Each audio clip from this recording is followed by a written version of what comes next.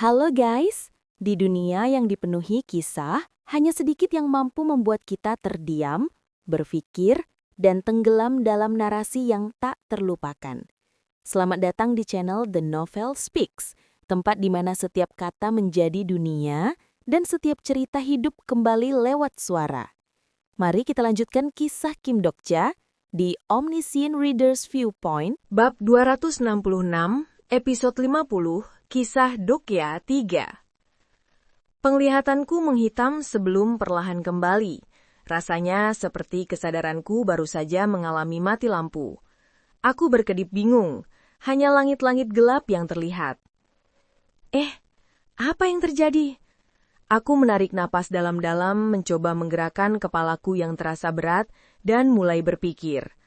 Aku sedang berpartisipasi dalam putaran kedua pemilihan Raja Iblis. Aku telah membunuh Duk Berkan, dan hampir pada saat yang sama, aku terbunuh oleh Surya. Lalu pesan-pesan sistem bermunculan. Apakah aku memenangkan putaran kedua? Atau aku kalah? Aku mencoba mengingat tapi tidak yakin.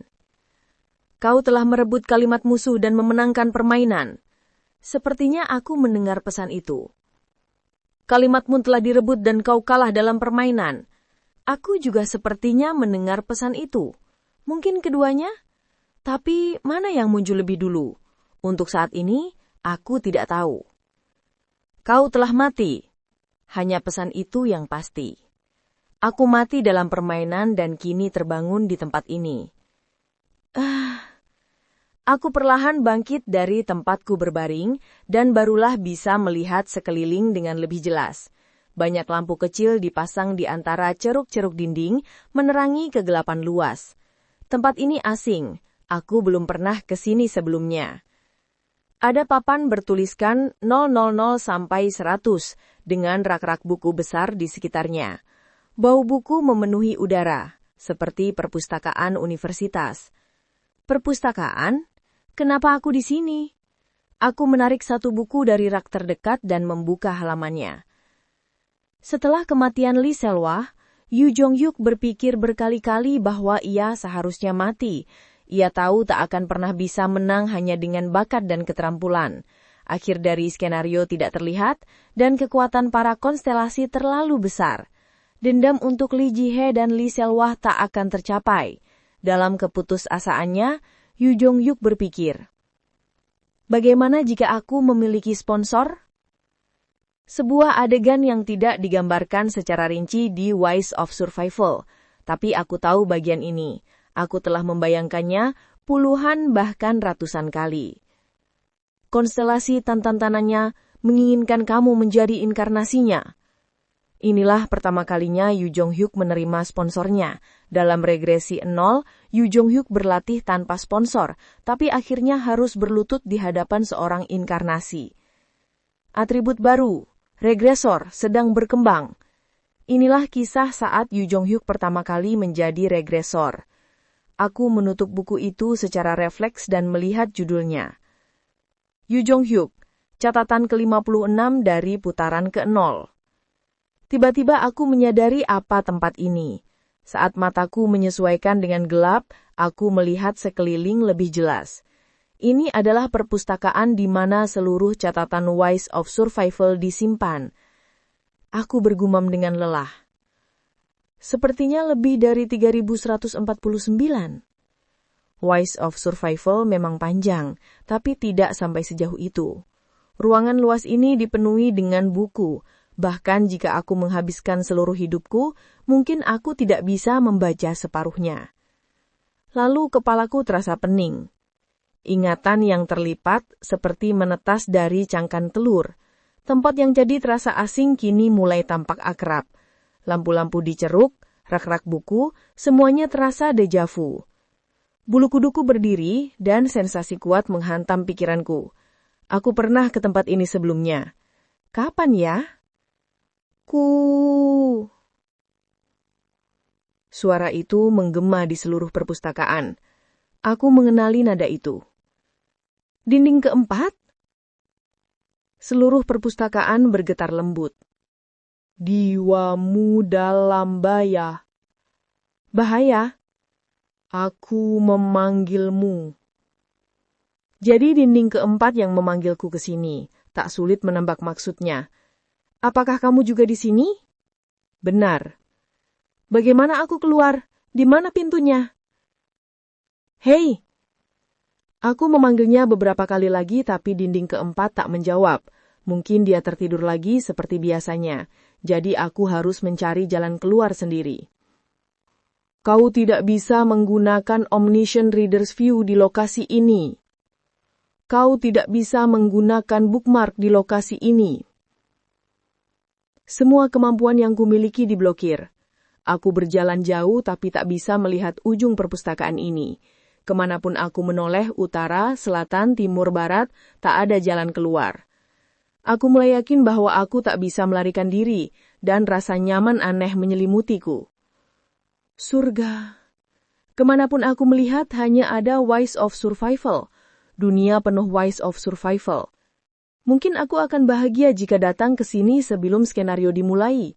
Sebuah cerita tanpa akhir untuk dibaca, tanpa rasa lapar karena aku hanya roh. Kalau memang tak ada jalan keluar, lebih baik aku baca saja. Siapa tahu jawabannya ada di dalam buku. Aku menarik buku demi buku dari rak dan menumpuknya dan mulai membaca. Tak lama kemudian, aku sadar Ways of Survival memang tetap Ways of Survival. Terlalu banyak penjelasan. Suasana hening membuatku membaca lebih cepat, tapi aku tidak melakukannya asal. Seperti orang kelaparan yang menikmati potongan daging, aku mencicipi setiap kalimat perlahan. Pria ini lucu juga waktu itu. Sialan, seharusnya aku membunuhnya lebih awal. Beberapa kisah sudah ku ketahui, beberapa belum. Informasi ini, aku lupa. Apa? Ada bagian seperti ini? Aku berbicara sendiri tanpa sadar, karena tak ada siapa-siapa di sini. Lalu aku membaca lebih banyak. Ada rasa hangat di dadaku, kebanggaan yang samar. Tiba-tiba aku merasa lemah. Kenapa aku tidak menyerah saja dan tinggal di sini? Tidak buruk juga jika aku tidak pernah bangun lagi. Di sini tak ada skenario yang membunuhku. Tak ada konstelasi yang harus kulihat. Setelah membaca beberapa buku, aku berlari di antara rak-rak, membaca yang di tengah. Yu Jong-hyuk kadang-kadang berpikir seperti ini. Jika aku tidak bertemu dengan orang itu di jembatan, apa yang akan terjadi? Atau jika aku membunuhnya di sana, bagaimana sisa hidupku? Kalimat yang familiar membuatku menoleh ke judul buku. Yu Jong-hyuk, catatan ke-12 dari putaran ketiga. Seperti yang kuduga, aku membuka beberapa buku lain. Beberapa di antaranya berisi tentangku. Sialan Kim Dok-ja! Kim Dok-ja, bangun! Kim Dok-ja! Beberapa berisi kata-kata baik, beberapa kosong sama sekali. Kalimat-kalimatnya terhapus, tak bisa dibaca. Ada juga halaman-halaman kosong seolah kisahnya belum tercatat. Semua buku disusun menurut urutan putaran, seolah seseorang telah menatanya agar mudah kucari. Bahkan tanpa dia sadari, semua itu sudah ditata untuk kubaca. Saat aku berpikir demikian, aku melihat sesuatu di balik rak. Seperti bayangan seseorang. Siapa di sana? Langkah-langkah terdengar menjauh, aku segera mengejarnya hampir tersandung tumpukan buku, tapi terus berlari. Tanda di rak berubah cepat. 00, 200, 200, 200. Yu Jong-hyuk, catatan ke-377 dari putaran kedua.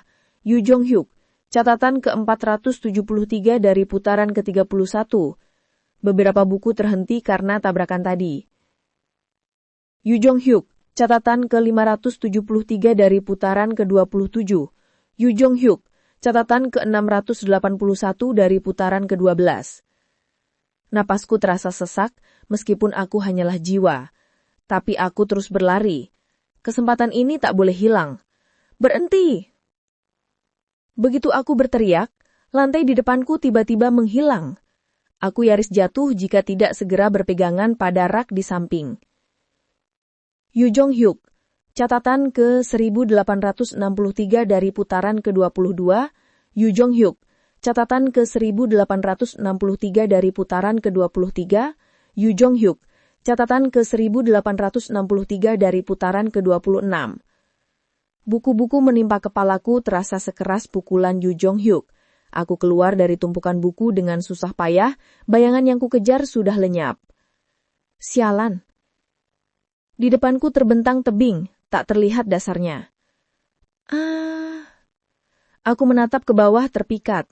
Ini adalah ujung perpustakaan, akhir dari semua cerita. Aku merasa ingin melompat, seolah bisa menemukan jawaban dari pertanyaan lama. Jika aku masuk ke sana, tubuhku mulai miring ke depan, tapi seseorang menggenggam bahuku erat. Kau akan mati jika jatuh. Itu benar-benar di luar dinding itu. Plak, plak, plak, plak, plak. Bangun. Plak, plak, plak, plak, plak. Yu Jong-hyuk, hentikan. Wajah Dokyasi sudah bengkak. Apa yang terjadi? Dia masih bernapas. Kupikir jiwanya mengalami guncangan. Yu Jong-hyuk mengkerut mendengar ucapan Yu Sang-ah, lalu berdiri. Kim Dok-ya terbaring di tanah dengan wajah bengkak. Lee Hyun-seung memeluknya erat sambil menangis keras. Dok-ja-si, bangunlah, tolong. Begitu putaran kedua selesai, medan pertempuran mitologis hancur seketika. Semua peserta dan pendukung dari kubu Yu Jong-hyuk, Kim Dok-ja Industrial Complex, kini berdiri di antara puing-puing. Yu Sang-ah memandang mereka. 2 anjing, 1 pemuda tampan, dan Han Myung-ho. Bapak Kepala Divisi, ternyata Anda masih hidup? Yu Sang-ah sih? Han Myung-ho mundur dengan wajah berkeringat. Lalu Yu Sang-ah menatap Jang Ha-yong. Kau di pihak kami? Aku... Jang Ha-yong tampak gugup, tidak tahu bagaimana harus memperkenalkan diri, namun ketika matanya bertemu Shin Yu-sung, ia tampak mengenalinya. Bukankah kau di video itu? Kau mengenalku? Jang Ha-yong mengingat skenario Raja Iblis ke-73 berkat Shin Yu-sung dan akhirnya menyadari siapa mereka. Aku penggemar besar kalian. Wah, aku tak percaya bisa bertemu inkarnasi bumi. Matanya berbinar saat menjabat tangan Yu Sang-ah. Yu Sang-ah tersenyum tipis dan menatap langit. Omong-omong, kita menang atau kalah? Satu pesan sistem menggantung di udara. Kami sedang menentukan tim pemenang dari putaran kedua. Jang Ha-yong berkata, kurasa Kim Dok-ja membunuhnya duluan, jadi kita menang kan? Tapi kalimat kita direbut. Yu Jong-hyuk menggeleng. Kim Dok-ja lebih cepat. Kata-kata itu diucapkan dengan keyakinan kuat, membuat Jang Ha-yong dan Yu Sang-ah sedikit lega. Jika Yu Jong-hyuk berkata begitu, kemungkinan besar itu benar. Namun tiba-tiba, debu berterbangan di kejauhan. Aura kuat dan penuh status mendekat. Tak perlu bertanya siapa mereka. Yu Jong-hyuk menatap langit. Wajahnya mengeres. Kami sedang menentukan tim pemenang dari putaran kedua. Masih pesan yang sama. Selama 30 menit tanpa perubahan. Bersiaplah. Hah? Ada yang tidak beres. Dalam skenario utama, Biro biasanya tidak butuh waktu selama itu untuk menentukan pemenang. Artinya, ada seseorang yang sengaja menunda hasilnya. Seseorang tidak ingin skenario ini berakhir seperti ini. Wilayah Raja Iblis ke-73 kini dipenuhi dengan probabilitas yang sangat besar akibat medan pertempuran mitologis. Semua peserta dan pendukung dari kubu Yu Jong-hyuk, Kim Dok-ja Industrial Complex, kini berdiri di antara puing-puing. Yu Jong-hyuk menghunus pedangnya, Black Demon Sword, dan berkata, sekarang ini bukan lagi permainan. Suara menggelegar dari Thunder Eating Bird menggema di langit. Para konstelasi yang kini tak lagi terikat oleh penalti permainan sedang datang ke arah mereka. Dan begitulah akhir dari kisah kali ini, namun setiap akhir hanyalah awal bagi cerita berikutnya. Terima kasih telah mendengarkan hingga akhir. Jangan lupa untuk subscribe, nyalakan loncengnya, dan terus ikuti kisah penuh emosi dan makna hanya di The Novel Speaks. Karena di sini, setiap cerita punya suara.